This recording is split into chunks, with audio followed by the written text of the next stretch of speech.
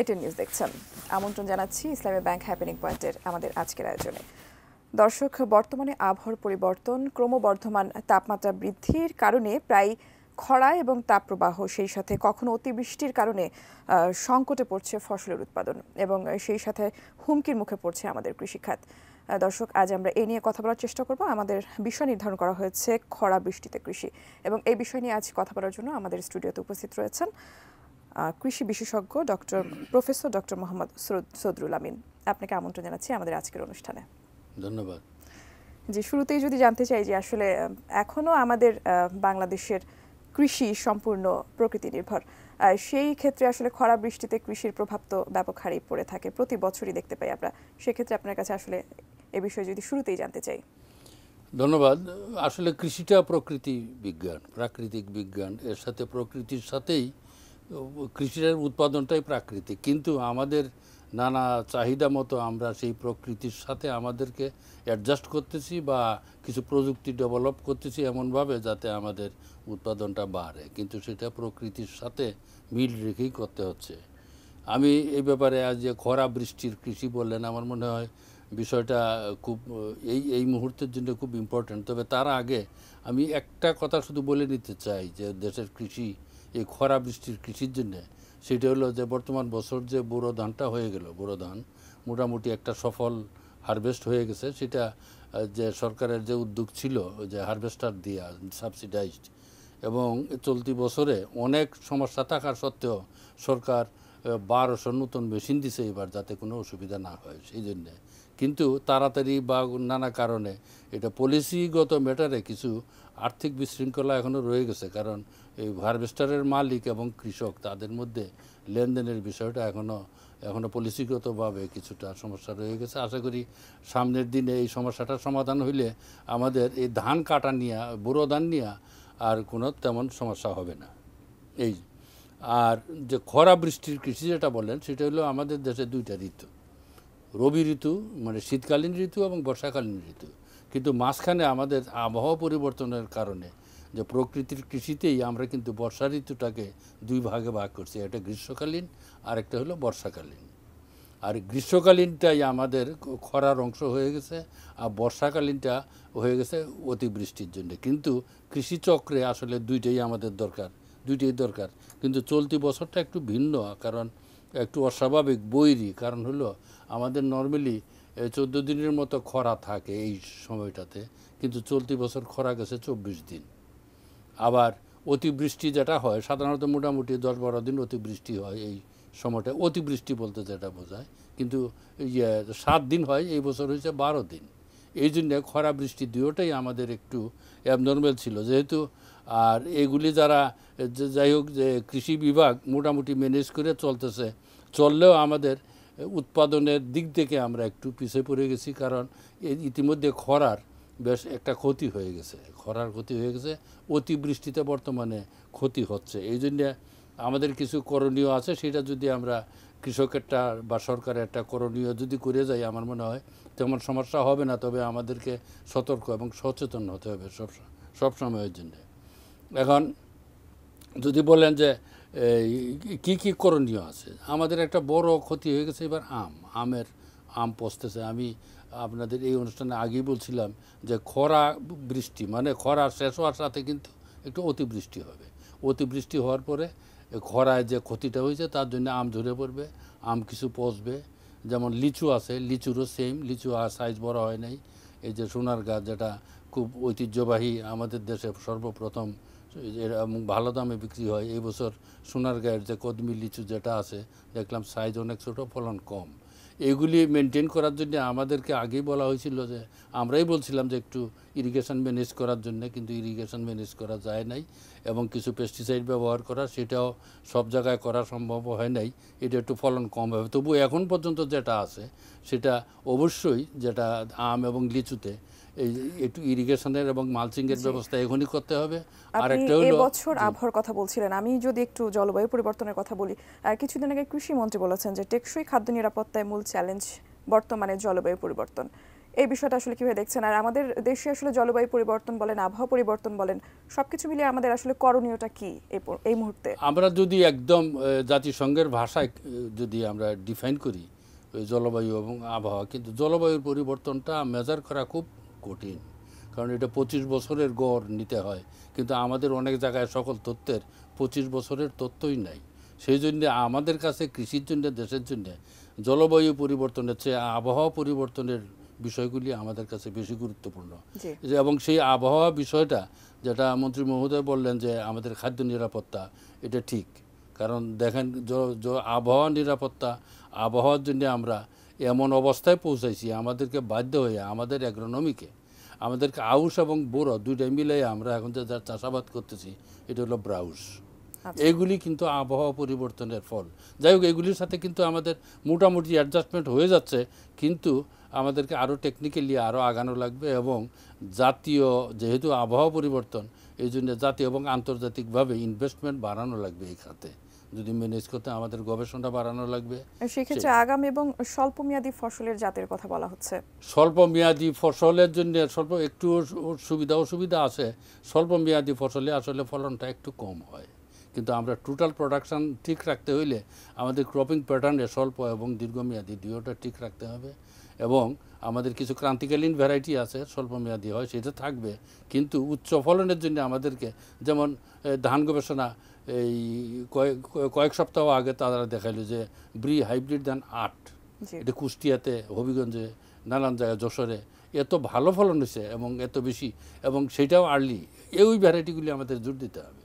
এবং এই যে ব্রিধান 108, এইটাও দেখলাম এগুলি আমাদেরকে, এই যে মন্ত্রী মহোদয় বোধহয় এইটাই বুঝাইছেন যে আমাদেরকে স্বল্প মেয়াদের মধ্যে ফলন বেশি, তার উপরে আমাদের জোর বেশি দিতে হবে। এবং এই ব্যাপারে কৃষকদের এই যে ডিজিটাল ট্রেনিং দেওয়া, এই কাজটা বাড়ানো লাগবে মন্ত্রণালয়ের পক্ষে, তাহলে আমরা ওভারকাম করতে পারব। ট্রেনিং এর আসলে কি কোনো সংস্থা রয়েছে কিনা, বা না, ট্রেনিং এর আমাদের সহায়তা করতে পারে এরকম কোনো? খামারবাড়ির আমাদের ট্রেনিং এ আছে, ট্রেনিং ডিভিশন আছে, প্রত্যেক বিভাগেরই আছে, খামারবাড়িতে বেশি। কিন্তু কথা হচ্ছে ফার্মার ট্রেনিংটা প্রজেক্ট বেসড হইলেও 3 দিন 7 দিনের যে ট্রেনিং থাকে, সেই ট্রেনিংটা ফার্মার বা মহিলা ফার্মার তাদেরকে আসতে হয় কোনো এক জায়গায় ফিজিক্যাল ট্রেনিং দেওয়ার জন্য।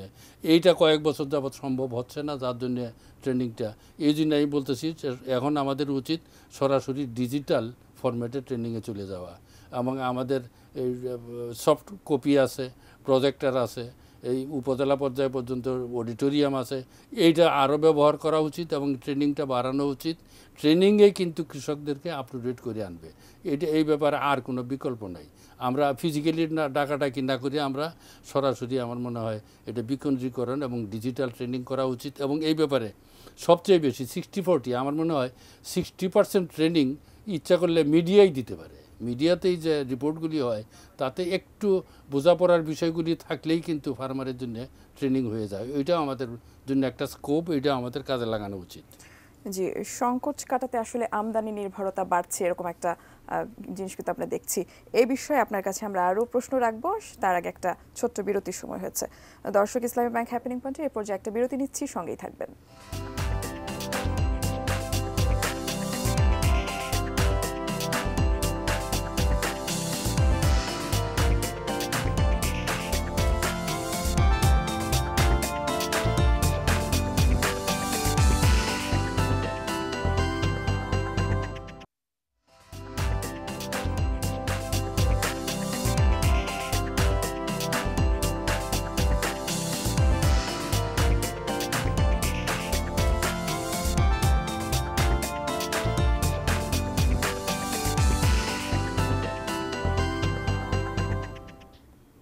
বিরতির পর আবার আমন্ত্রণ, আপনারা দেখছেন ইসলামী ব্যাংক হ্যাপেনিং পয়েন্টের আমাদের আজকের আয়োজন।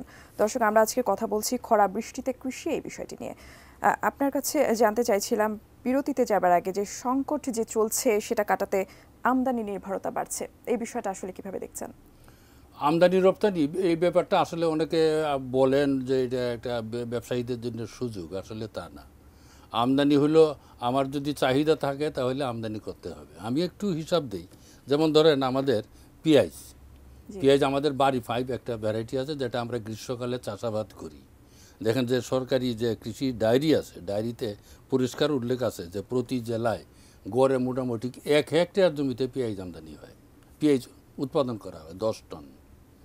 মরিচ, এই যে বর্ষাকালীন গ্রীষ্মকালীন মরিচ প্রতি জেলায় মাত্র 75 হেক্টর জমিতে, এবং এতে ফলন আর কতটুকু হয়। সুতরাং এই পেঁয়াজ মরিচ আমদানি নিয়ে আমাদের মধ্যে সন্দেহ থাকা ঠিক না, কারণ এই সময়ে এই মৌসুমে আইসে এগুলি আমাদের শর্ট পড়ে এবং সেটা আমদানিকে সন্দেহমূলক দেখা উচিত না, আমদানিটা ব্যবস্থাপনা করা উচিত এবং এটা সন্দেহ করা ঠিক না, কারণ আমদানি করতে হবে, কারণ আমাদের প্রোডাকশান কম। হ্যাঁ, আমরা যদি এটা আরও অনেক দূর উৎপাদন বাড়াইতে পারতাম তাহলে কিন্তু এটা লাগতো না। আর এই পণ্যমূল্য এটার সাথেই যে বলে যে পেঁয়াজের দাম বেড়ে গেল, যে বাজারে পাওয়া যাচ্ছে অথচ দাম বেশি, এটা ঠিক না, কারণ পণ্যমূল্য নির্ধারণ করে উৎপাদন খরচের উপরে।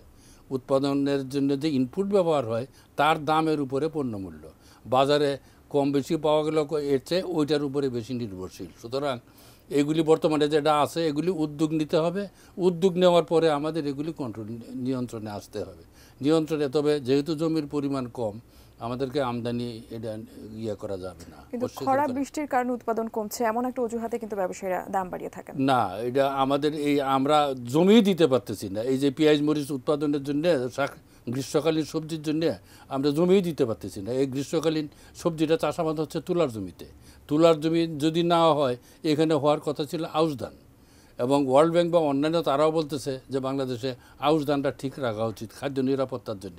তা আমরা কোন দিকে জমি দিব, কোন দিকে না দিব, সেটা সব দিক খেয়াল করলে আমরা, এছাড়া যে শর্ট টার্ম কিছু ভেজিটেবল আছে, শর্ট টার্ম ফ্রুটস আছে, তারাও অনেক জায়গায় যেখানে হাইল্যান্ডে গার্ডেনিংয়ে চলে যাচ্ছে, সেখানে উপজেলা পর্যায়ে পর্যন্ত যে ল্যান্ড বাজেটিং যেটা করা হয়, ও কিন্তু প্রচণ্ড টানাটানি। এটা অবশ্যই ভবিষ্যতের জন্য যদি আমরা মডেলিংয়ে চলে যাই, যেমন ধরেন এই যে আমের দাম বেড়ে যায়, আমের জন্য বিহারে একটা মডেল করছে, এটা বলে কনসার্ট মডেল, যেখানে বিভিন্ন রকমের মাল্টিপল জিনিস স্টোর করে রাখা যায় অনেক দিন। এছাড়া আমরা যে প্রোটেক্টিভ এগ্রিকালচার যেটা বলতেছি, সবজির ফলন বা অন্যান্য গ্রীষ্মকালীন ফলন বাড়ে যাবে, দ্বিগুণ হয়ে যাবে যদি আমরা প্রোটেক্টিভ এগ্রিকালচার করি। প্রোটেক্টিভ এগ্রিকালচার হলো একটা গ্রিন হাউসে যাওয়ার আগে, যেমন আমরা শুধু টেম্পারেচার এবং হিউমিডিটি এই দুইটা কন্ট্রোল করব, এটা হলো প্রোটেক্টিভ এগ্রিকালচার আন্ডার পলিশেড। এই লাইনে আমাদের যাওয়া উচিত। ইতিমধ্যে অনেক জায়গায় হয়ে গেছে, এটা এনকারেজ করা উচিত, তাহলে আমাদের প্রোডাকশানটাও বাড়বে, ক্রাইসিস সংকট একটু কমে যাবে, অনেক। একেবারেই প্রয়োজনীয় যে এইসব পণ্য আসলে আমাদের প্রয়োজন হয় প্রতিদিন। কাঁচা মরিচের কেজি 200 টাকার মতো প্রায়, আমরা আসলে এখন বাজারে যেটা দেখছি। তো এটা আসলে কেন হচ্ছে, যেটা একেবারেই আমাদের প্রয়োজন হয়, পেঁয়াজ, কাঁচা মরিচ, এইসব নিত্য প্রয়োজনীয় পণ্য, পেঁয়াজটা অতিবৃষ্টিতে কিছু পানির নিচে যায়, কিন্তু কাঁচা মরিচ যে মরিচের গ্রুপটা ওয়াটার লগিংয়ে এত সেন্সিটিভ, যদি মঙ্গলবারে বৃষ্টি হয়, বৃহস্পতিবারে দেখা যাবে সব গাছ মারা গেছে, তখনই কৃষক ওই যা সামান্য আছে কোনোরকম মরিচ তুলে বাজারে দেয়, দামটা বেড়ে যায়। আমাদেরকে এটা হাইল্যান্ডে যাওয়ার জন্য, আরেকটা হলো আমি আপনাদের বা অন্যান্য অনুষ্ঠানে বারবার বলছিলাম যে এই যে খরা হচ্ছে, খরার পরে অতিবৃষ্টি হবে, অতিবৃষ্টি হওয়ার পরে পানি জমবে, সেই পানিটা বাইর করেন, নালাটা এখনই কেটে রাখেন, অথবা নালাটা সংস্কার করে রাখেন। অনেক জায়গায় করছে, অনেক জায়গায় করেন না। আমি এখনও বলবো, এখনও সময় আছে যে যেখানে গ্রীষ্মকালীন শাক সবজি মরিচ মশলা চাষাবাদ হচ্ছে সেখানে আমরা নালাটা সংস্কার করে। সেক্ষেত্রে পরিকল্পনার অভাবকেই আপনি দুষছেন? না, সচেতনতার অভাব। কারণ আগের যে বয়স্ক যারা কৃষক ছিল, তারা রাত্র জায়গায় এই কাজগুলি করতো, যে রাত্রে বৃষ্টি হইলে আমার নালাটা কেটে দিতে হবে। কিন্তু বর্তমানে এই যে ট্রেনিংয়ের কথা বললাম, ওই ট্রেনিংগুলি আর এখন নাই। ট্রেনিং দিয়ে বোঝানো লাগবে যে প্রয়োজনে শেষ রাতে তোমার মাঠে গিয়া এই নালাগুলি কেটে দিতে হবে। সেই জিনিসটা করলে আমাদের ওই কৃষিটা কৃষকের কন্ট্রোলে থাকবে। ট্রেনিং করানোর দায়িত্ব আসলে কাদের? কৃষি প্রশিক্ষণ ডাইরেক্টরেট আছে একটা, আরেকটা আছে ন্যাশনাল একাডেমি অফ ট্রেনিং, ওই যে নাটা এর নাম। ট্রেনিংয়ের অনেকগুলো অর্গানাইজেশন, এনজিওরা ট্রেনিং করায়। সেক্ষেত্রে একেবারে প্রান্তিক পর্যায়ে যে কৃষকরা রয়েছেন, তাদের জানানোর দায়িত্ব আসলে কার? এটা কৃষি সম্প্রসারণ অধিদপ্তরের বিভিন্ন প্রজেক্টের। কিন্তু সেটা বললাম না যে করোনার পরে যে একটা ভার্চুয়াল হয়েছে, তারা কি আসলে তাদের কাজটা করছে কিনা? না, করা সম্ভব হচ্ছে না, কারণ কৃষককে আনা যাচ্ছিল না তখন এই করোনার ভয়ে। আর মহিলা কৃষক যেখানে অন্যান্য আছে, এরা বাচ্চা কাচ্চা সাথে নিয়ে আসে, এই জন্য সমস্যা। একজন মহিলা ডাকলে তার সাথে হাজব্যান্ডও আসে, এই জন্য আমি বলছি এটা ডিজিটাল স্ট্রাকচার, ডিজিটাল ফরম্যাটে অথবা আপনাদের মিডিয়াতে এই জিনিসটা করা উচিত। কারণ এখন টেলিভিশন সবাই দেখে, কৃষি অনুষ্ঠানগুলি দেখে, ওইখানে যদি বিভিন্ন প্রযুক্তি ছড়িয়ে দেওয়া হয় ডিজিটাল আকারে, এটাও ট্রেনিং হিসাবে কাজ করবে এবং সেইভাবে আপ টু ডেট হওয়া লাগবে। আমি আরেকটা জিনিস বলবো, শুধু এই মুদ্রাকরণের জন্য নালা সংস্কার করে দিবে, প্লাস যেখানে এই গ্রীষ্মকালীন সবজিগুলি আছে, একটু প্রেসারে আছে, একটু সংকটে আছে, সেখানে একটা সম্পূরক ফার্টিলাইজার প্রয়োজনের স্প্রে, এটা এক্ষুনি দিতে হবে। আর একটা পেস্টিসাইড এবং একটা বালাইনাশক, সেটা স্প্রে করতে অটোস্টিন হইতে পারে, পাইটাপ হইতে পারে, তাহলে ইলটা রিকভারি হয়ে যাবে।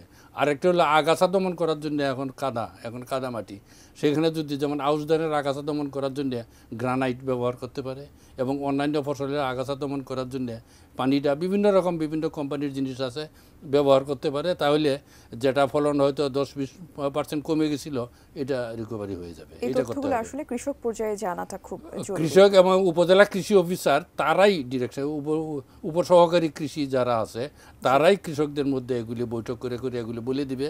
আর অভিজ্ঞ কৃষক জানে, কিন্তু অভিজ্ঞ কৃষক এখন কমে গেছে।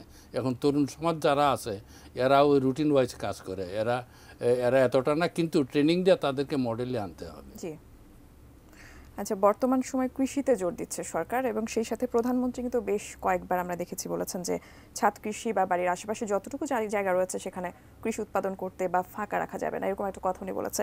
এবং উৎপাদন বাড়লে নিশ্চিতভাবে দাম কমবে। সেক্ষেত্রে আসলে কি বলবেন, সেটা কেন আসলে আমরা কার্যকর করতে পারছি না? বললে তো অনেক কিছু বলা লাগে, কারণ আমি আগেই বলছিলাম কৃষি হলো প্রাকৃতিক, কিন্তু কৃষি আবার আমাদের সামাজিক কৃষি, ঐতিহ্যবাহী সামাজিক কৃষি। আর আমি শুরুতেই যেটা বলছিলাম 1200 যন্ত্র, যেটা এই বছর আমরা সন্দেহের মধ্যে পড়ছিলাম যে এই বছর নতুন যন্ত্র দিবে কিনা, হারভেস্টার, কিন্তু সেই প্রাইম মিনিস্টারের নির্দেশে শেষ পর্যন্ত এটা 1200 মেশিনেই ফিল্ডে দেওয়া হয়েছে। এটা মনে একটা সাংঘাতিক বড় সাকসেস, যে অন্য খাত ছাড়িয়ে দিয়া হারভেস্টারগুলি মাঠে দেওয়া হয়েছে। এটা আরেকটা যে 1 ইঞ্চি জমিও খালি থাকবে না, এই জন্য একটা খামার বাড়িতে বিরাট বড় প্রজেক্ট আছে, একটা অনাবাদি জমিতে ফসল চাষের। কিন্তু সেইগুলিতে আমরা তো ওয়ান ফার্ম সিস্টেমে মাঠে কাজ করি, ওইখানে কিছু সমস্যা হয়েছে। একটা সমস্যা বলবো, এগুলি তো সামাজিক কৃষির ক্ষেত্রে, কারণ একটা পরিবারের যে বাড়ির সামনে জায়গা আছে, সেই পরিবার 4টা ভাগ হয়েছে, 4টা ভাগে 4টা ওয়ারিশান হয়ে গেছে। একজনে বলে ঠিক আছে আমি ফুলকপি লাগাই, আরেকজনে মুরগি পালে। এই ধরনের সমস্যা আছে। তবে এটা হবে, আস্তে আস্তে হবে, কিন্তু এই জন্য আরও উদ্যোগ নিতে হবে, প্রশিক্ষণ দিতে হবে, তারপরে কিছু সিড মানি দিতে হবে, যে তোমরা ভালো বীজ লাগবে, এবং যারা উৎপাদন করে তারা যদি নিজেরা খাওয়ার পরেও কিছু বিক্রি করতে পারে, সেই সিস্টেমটাতে আসতে হবে। অর্থাৎ এগ্রিকালচারাল মার্কেটিং ওইখানে দিতে হবে। তাহলে এই যে 1 ইঞ্চি জমিতে শুরুতে এক ধাক্কা মোটামুটি হয়ে গেছে, কিন্তু এটা হয়তো 30% হয়ে গেছে, বাকিটার জন্যে আরও উদ্যোগ নিতে হবে এবং আরও প্রশিক্ষণ এবং খামার, এটা শুধু খামার বাড়ি না, খামার বাড়ি, স্কুল কলেজে বেশি জোর দিতে হবে। এটা স্কুল কলেজের যে শিক্ষাটা কৃষির, এটা কিন্তু ওই উদ্দেশ্যই করা, প্রত্যেকে বাড়ির সামনে, স্কুলের আগে পিছে সামনে তারা জমি জমা করবে। কিন্তু স্কুল কলেজ মাদ্রাসার যে কৃষি শিক্ষা, এটা কিন্তু আগের মতো আর এতটা জোর দেওয়া হচ্ছে না, এখন জোর দেওয়া হচ্ছে না, এই জিনিসটার উপরে জোর দিতে হবে। অবশ্যই। আপনাকে অসংখ্য ধন্যবাদ আমাদের আজকের অনুষ্ঠানে আসার জন্য। ধন্যবাদ। দর্শক, আজ আমরা কথা বলছিলাম খরা বৃষ্টিতে কৃষি, এই বিষয়টি নিয়ে। আগামীকাল অন্য কোনো বিষয় নিয়ে কথা হবে, সে পর্যন্ত সঙ্গে থাকুন, দেখতে থাকুন ETN নিউজ। ধন্যবাদ সবাইকে।